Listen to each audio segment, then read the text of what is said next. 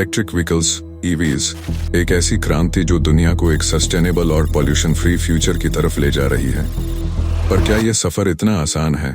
Electric vehicles EVs आजकल पूरी दुनिया में चर्चा का विषय बने हुए हैं। इसके पीछे वजह है इनके एनवायरमेंटल बेनिफिट्स, नई टेक्नोलॉजिकल एडवांसमेंट्स और ग्लोबल पुश फॉर सस्टेनेबिलिटी।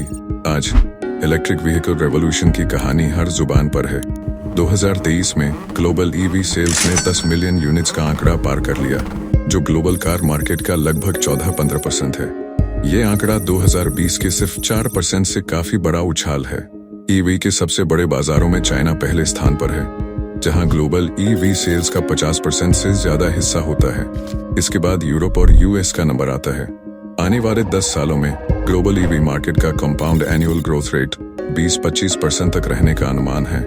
2030 तक ईवी नई गाड़ियों की बिक्री का 50% हिस्सा ले सकते हैं। और भारत, जो अब इस क्रांति का एक शक्तिशाली खिलाड़ी बन रहा है, फाइनेंशियल ईयर 2024 में 1.67 मिलियन ईवी बिक चुकी हैं और यह पिछले साल के कंपैरिजन में 42% ग्रोथ है। भारत के बाजारों में 2 व्हीलर्स और 3 व्हीलर्स का बोलबाला है, जो 94% सेल्स का हिस्सा बनाते हैं। पर यह कहानी जितनी रोशनी से भरी है, उतनी ही गहरी है एक छाया। जीरो टेल पाइप इमिशंस के बावजूद क्या ईवी सच में इतनी क्लीन है जितना हम सोचते हैं? एक सच जो हमसे छुपा है। स्टडी कहती है कि ईवीज का एनवायरमेंटल इम्पैक्ट अभी पूरी तरह समझा नहीं गया। 3 बड़े challenges. 1, coal dependence for power generation.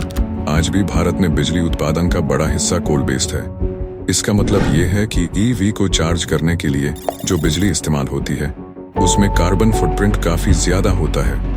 वो क्षेत्र जहां रिन्यूएबल एनर्जी का उपयोग ज्यादा है, वहां ईवी का क्लाइमेट इम्पैक्ट बेहतर है। तो manufacturing emissions.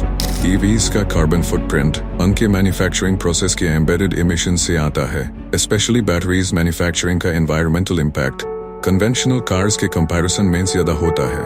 3, night time charging. ज्यादातर ईवीज को रात में चार्ज किया जाता है, जब पावर ग्रिड में रिन्यूएबल्स जैसे सोलर और विंड एनर्जी का योगदान कम होता है।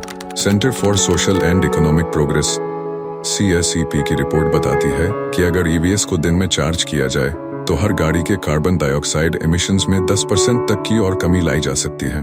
क्या हम दिन में चार्जिंग का एक नया कल्चर बना सकते हैं? रोशनी का सफर, सही नीति, रिन्यूएबल्स का इंटीग्रेशन और ग्रीन प्रैक्टिसेस ही ईवी के असली क्लाइमेट बेनिफिट्स को अनलॉक करेंगे। सरकार को डे टाइम चार्जिंग और क्लीन एनर्जी पॉलिसीज को आगे बढ़ाना होगा। ये सफर मुश्किल है, लेकिन संभव है। एक सपना जो दुनिया के हर कोने को कार्बन फ्री बनाने का है। आखिरी सवाल, क्या हम इस रोशनी के सफर में साथ चलने को तैयार हैं?